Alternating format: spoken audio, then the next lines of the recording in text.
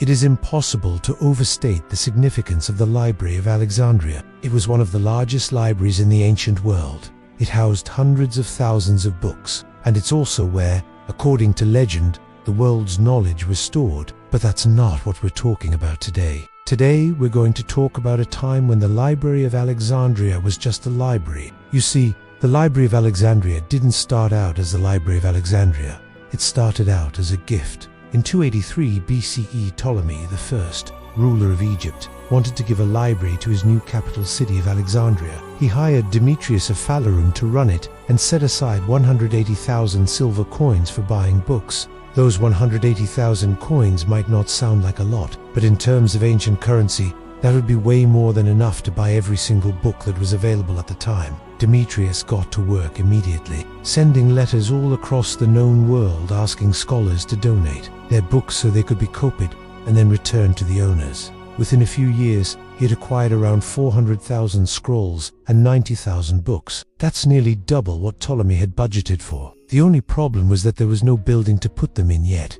So Demetrius did something crazy. He went to Ptolemy and asked him to turn over the temple of the goddess of wisdom, which, you know, because, well, it makes sense. And Ptolemy agreed. Demetrius brought in architects, and they designed a multi-story building with rooms for housing the books. Around the courtyard, they built colonnades so scholars could walk between rooms without having to go outside. And in the center of the courtyard, they put a big statue of, well, you know, you can probably guess. They even put up a sign that read, "Don't even try to sneak it past us. We know what you're thinking." The first Library of Alexandria opened in 270 to BCE, and it looked similar to a Greek temple. It had columns and statues and everything. Scholars from all over came to visit. Some stayed in Alexandria permanently, and others visited briefly. Either way, nobody paid any admission fees. The library was free for everyone.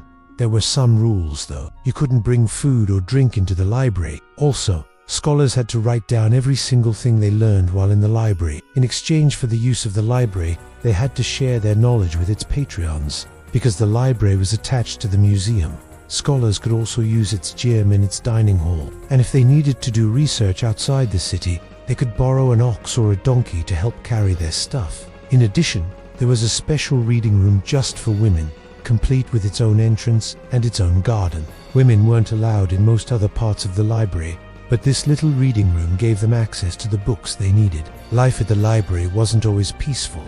There were angry mobs who wanted to burn the books and scholars who fought bitterly over ideas. And sometimes, the rival kingdoms of the time would wage war on the city itself. During one siege, enemy soldiers set fire to the roofs of the library, damaging many of the books. But overall, these were just minor inconveniences. The library thrived for several centuries. It was the greatest library in the ancient world, and it was open to everyone.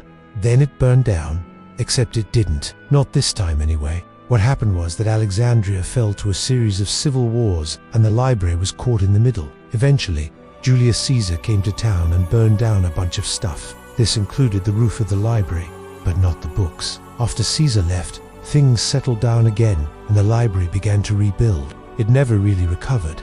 Though, by the time of the Muslim conquest of Egypt, the Library of Alexandria was little more than a shadow of its former self. Many of its books were destroyed, and it took centuries for another library to come anywhere close to matching it. But that doesn't mean it's not still important. Even after it lost most of its books, people still considered it the greatest library in the world. And that's because the Library of Alexandria wasn't just a place full of books. It was also a community of scholars dedicated to learning.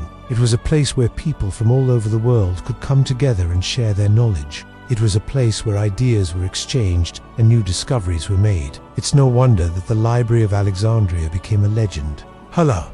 Yes, this is the author. If you want to support the channel directly and get fun perks like submitting a minion for me to roast, consider becoming a patron through the link in the description.